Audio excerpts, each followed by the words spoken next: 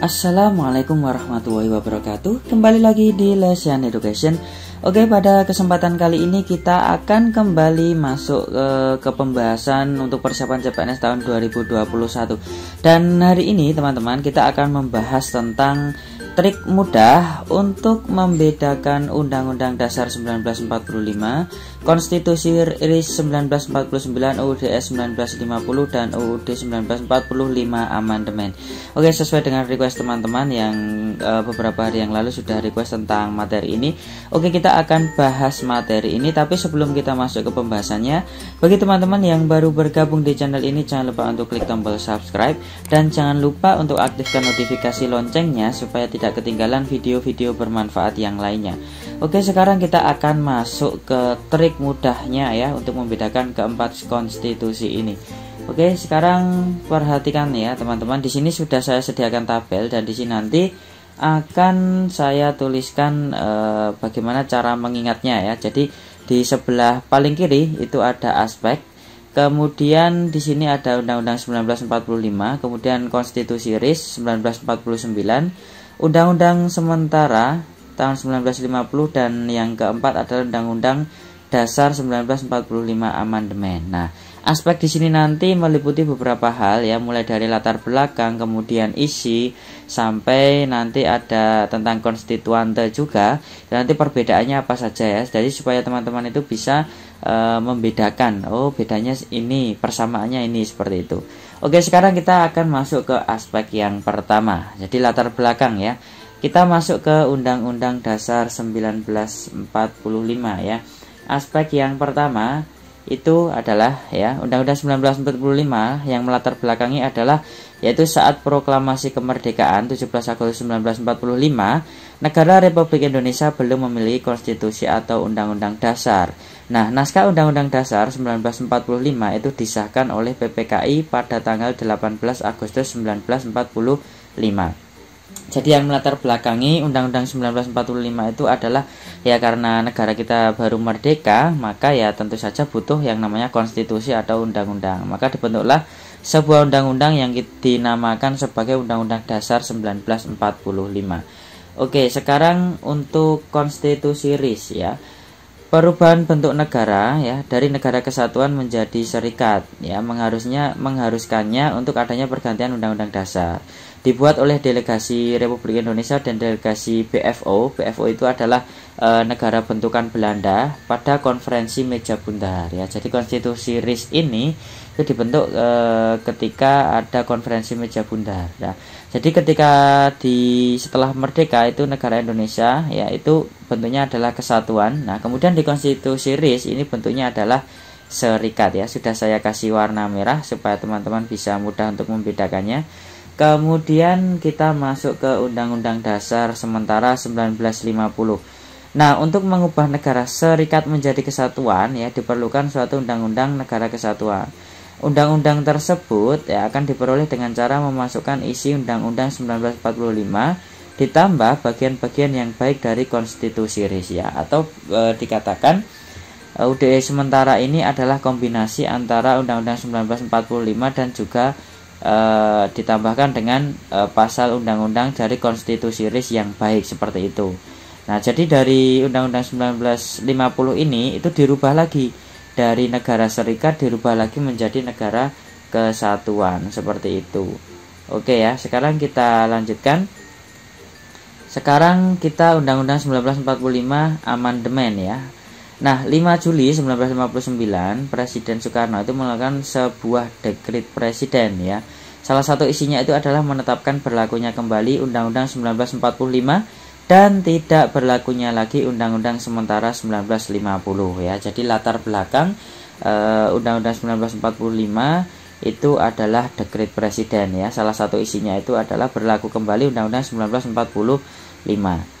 Oke, untuk latar belakang perbedaannya itu ya. Jadi sudah saya beri warna merah, teman-teman bisa mudah untuk mengingatnya. Oke, sekarang kita lanjutkan ke aspek yang kedua adalah masa berlakunya. Nah, masa berlakunya untuk Undang-Undang 1945 ini itu adalah mulai dari 18 Agustus 1945 sampai dengan 27 Desember 1945 Nah, kemudian untuk masa berlaku konstitusi RIS itu 27 Desember 1949 sampai 17 Agustus 1950. Nah, kemudian Undang-Undang Sementara 1950 itu berlakunya adalah 17 Agustus 1950 sampai dengan 5 Juli 1959. Nah, kemudian untuk Undang-Undang 1945 amandemen itu dibagi lagi menjadi 3 bagian, yaitu pada masa Orde Lama, Orde Baru, dan juga waktu amandemen itu sendiri.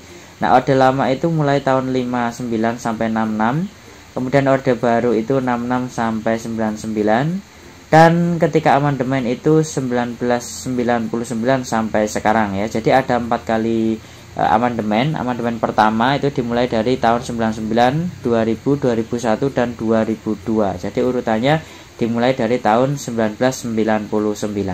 Oke, itu masa berlakunya. Sekarang kita ke aspek yang ketiga.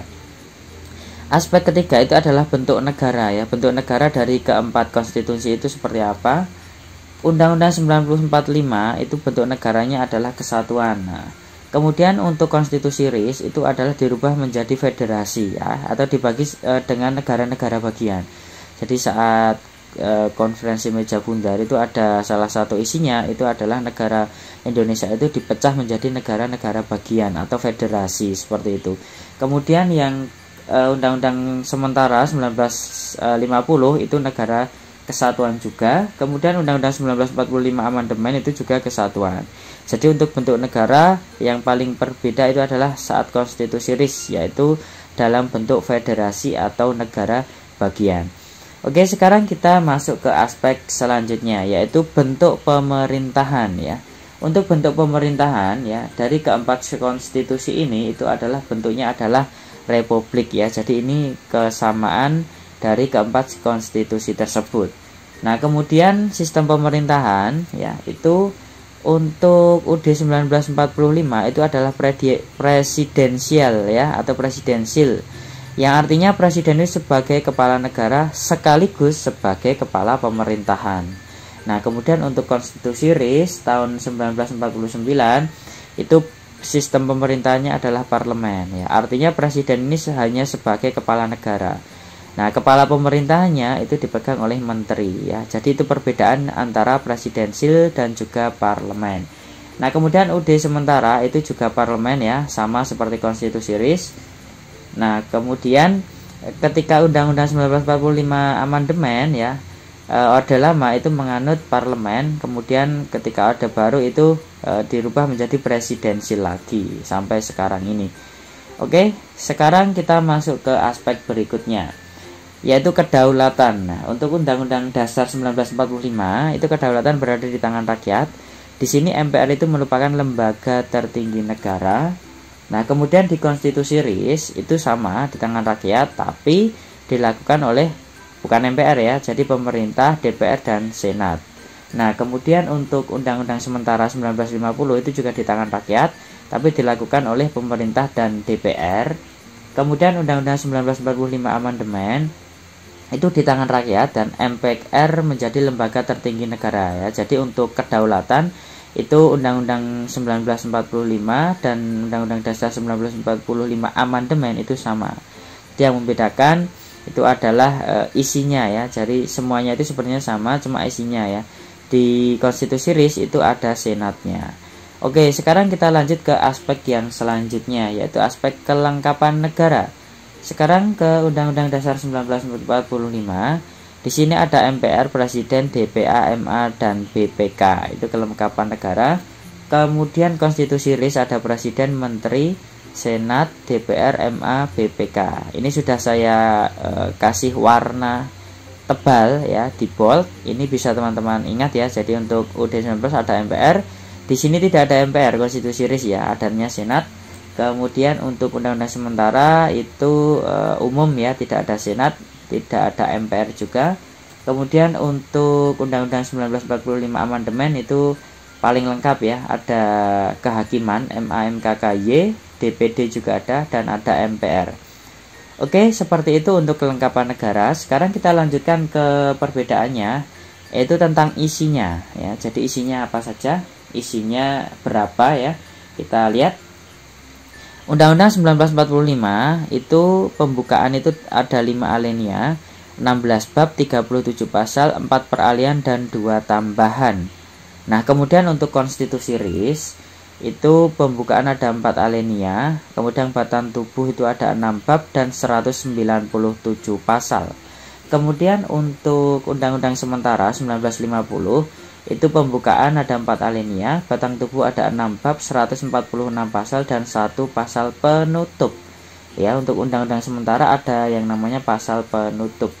Kemudian untuk undang-undang 1945 amandemen itu pembukaan terdiri dari 4 alinea, batang tubuh itu 16 bab, 37 pasal, 194 ayat, 3 aturan peralihan dan 2 aturan tambahan. Ini yang berlaku sampai sekarang ini.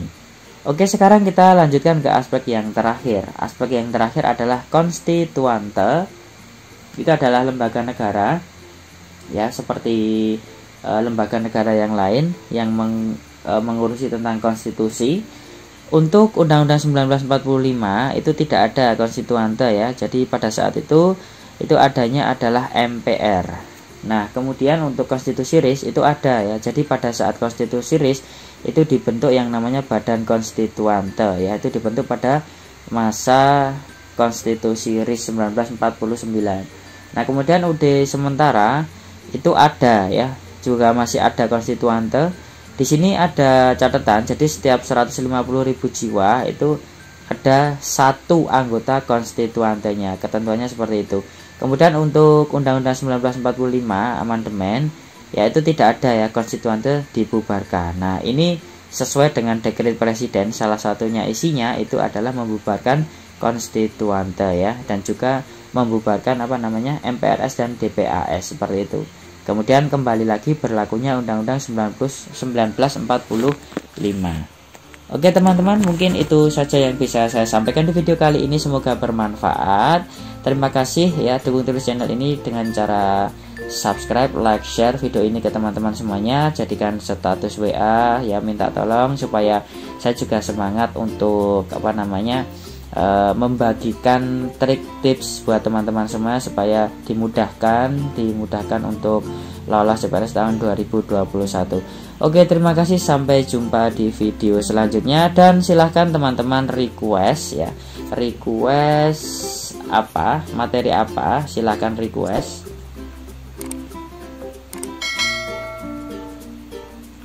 Materi apa yang akan kita bahas selanjutnya. Terima kasih. Wassalamualaikum warahmatullahi wabarakatuh.